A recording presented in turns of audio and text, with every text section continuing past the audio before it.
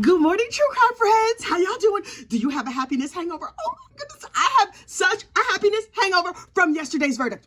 In case you have been living under a rock or something, Chad Maurice Daybell was convicted on all however many counts there was over there in the state of Idaho, for a Tylee, for a JJ, for a Tammy, for insurance fraud, all kinds of stuff. He's going down. And now we begin the penalty phase of the trial. And now listen, I'm new to this. I have that usually covered unalive penalty cases, but oh yes, here we are. And my understanding is that they're in the penalty phase, it'll be like another mini trial. But first, they'll start with victim impact statements. Let me be abundantly clear. I have nothing but love and compassion for all the victims. I can't listen to victim impact statements because, child, it's just too sad. And therapy and good boundaries and stuff, I'm not going to do it. So what I'm going to do is I'm going to watch just like a brief overview or whatever from the news of the victim impact statements. And then I want that good. I want to see what Mr. Pryor is going to say. John Pryor. Oh, John Pryor. Now listen, you knew you were going to lose. I mean, you knew, I knew, we all knew you were going to lose this case. You didn't have a lot to work with, and Chad ain't have a lot of money to work with. So how'd you think this was going to go? But okay, it's fine. This is what I need to understand. After 8 weeks of arguing, Chad ain't do it.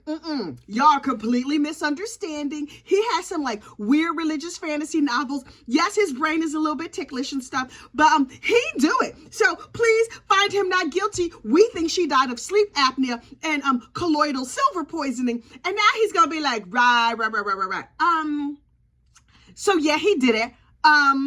Maybe just send him to prison for the rest of his life. I had to talk my throat dry already. Hang on.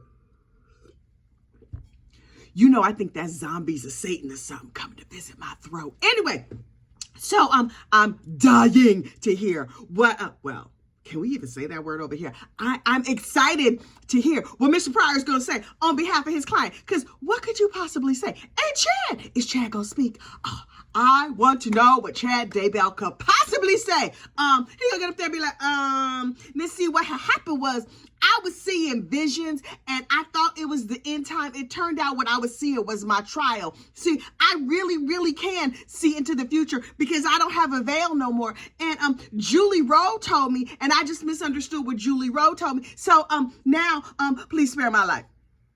Mr. Daybell, I don't know if you know. I don't know if you have your like a bootleg cell phone or something. As an aside, how'd they get them cell phones in the prison? Does somebody have to put it up in their booty? So,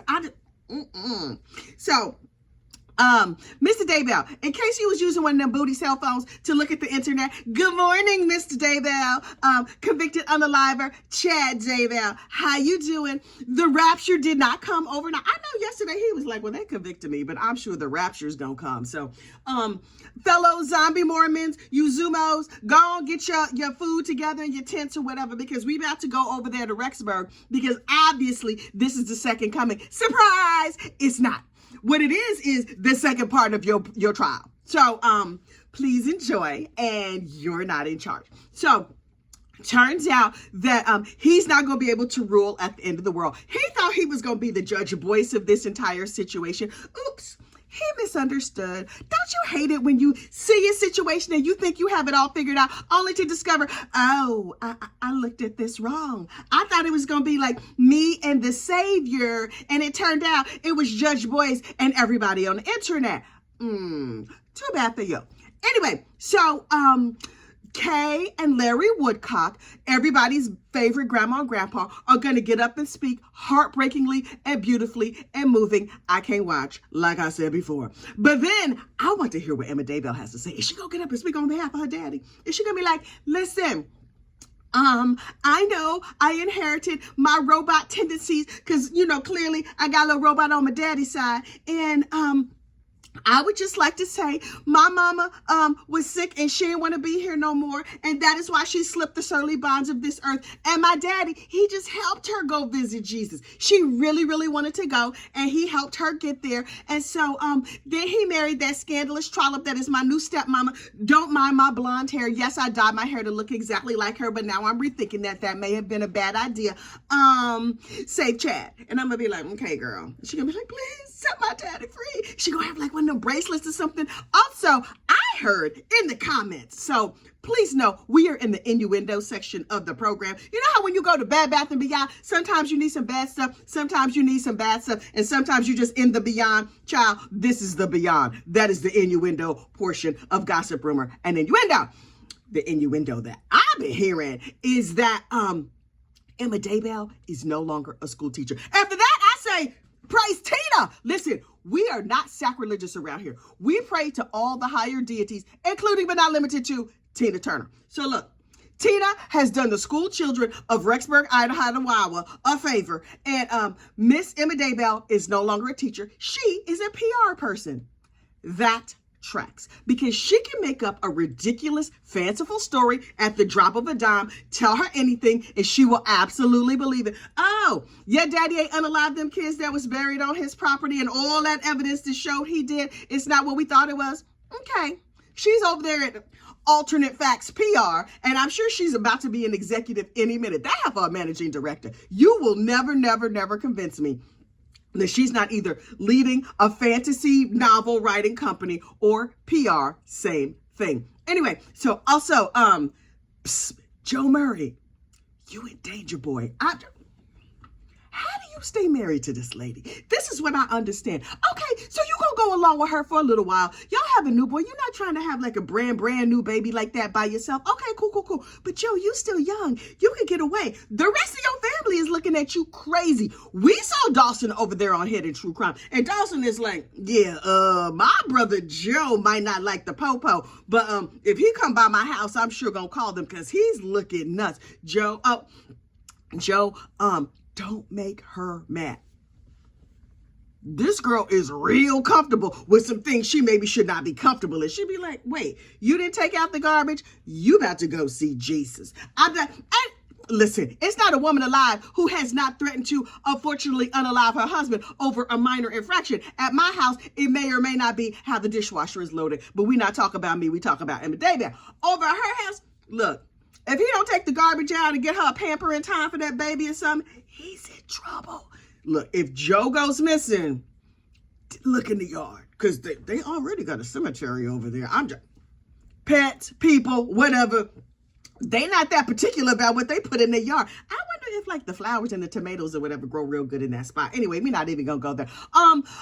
For our regular funeral potato Mormons, the Fumos, hi, Relief Society, listen, I'm talking to you, Miss Emma, she gonna need a casserole. Now listen, I do not know what kind of casserole you prepare for the penalty phase of a trial. I'm sure y'all come up with some. Gonna dig over there in your food storage. You know it's time to rotate it out. You gotta rotate that stock. So come up with a very nice casserole and take it over to Emma's house, because you know she been all night in the ugly cry. She was like, if this is not the second coming, oh Lord, what else gonna do? She is falling apart. She has children to raise. Somebody take the little kids, take them over there, sing them a little song, let them play outside or something like that. Emma's gonna need y'all. She's gonna need your help real bad. Last but certainly not least, I kind of need to hear from the resident psychic of this case. Now listen, long before these children were discovered, we discovered Reverend Donna Serafina Donna, one of those is her actual name. Reverend Serafina, whatever her name happens to be, she has a channel here on the Tubes of You, child, and she be predicting stuff. Did she predict this? Now, is she kooky and weird and ridiculous? Yes. She's weird AF. I'm not even sure she's fully human, but she be knowing things. And so now, in face of the verdict, I was like, where is Reverend Donna Serafina Donna, one of those is her actual name? I need to see what she says about this case. Nothing. Not a bit. She over there talk about the Mormons. Okay, fine. She don't like the Mormons. They don't like her, child. I don't know what all the beef is about. I don't care what nobody's religion is. I just want that good. I just want the gossip and the rumors and the innuendo of a situation. So I'm gonna need Reverend Donna to get her act together. Yes, there will be more true crimes, and yes, we will follow them, but I need to know what this psychic has to say. Now, what is our next case? I know you're saying to yourself, oh, is this the end of that very nice lady Kathy in New Jersey who talked too much? No, it is not, because I have been covering cases for a long time. Our next case is gonna be, wait, I wrote it down. What was his name? Oh, the state of Tennessee. A state where I actually know where it is, because I done had a while with y'all. I am still unclear. the state of Tennessee versus David Swift. Child, this case has everything. It's ridiculous. He did it.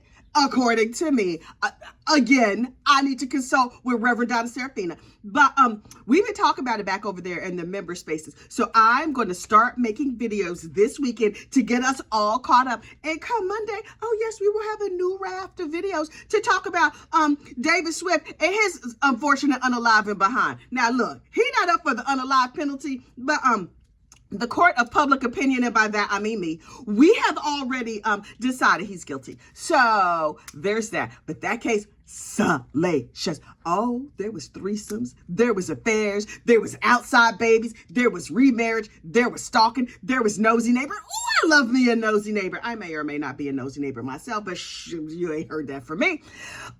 And lastly, I always say lastly, and then Lord, I do go on. I know I talk too much. Fine, it is what it is. I just want to send a very, very special thank you to our friends over there at Difficult Research, Cresha Easton, who is Larry and Kay Woodcock's daughter. She played a part of my video yesterday, and I was like, oh, they got the internet in Louisiana. Child, who knew? Anyway, hey, Cresha, good morning, girl, and thank you so much for the love. And listen, I'm going to see y'all for the rest of the penalty phase. Oh, I'm going to cover it day by day right here, and then we're going to go over there to Tennessee, wherever that happens to be. I'll see you soon. Bye.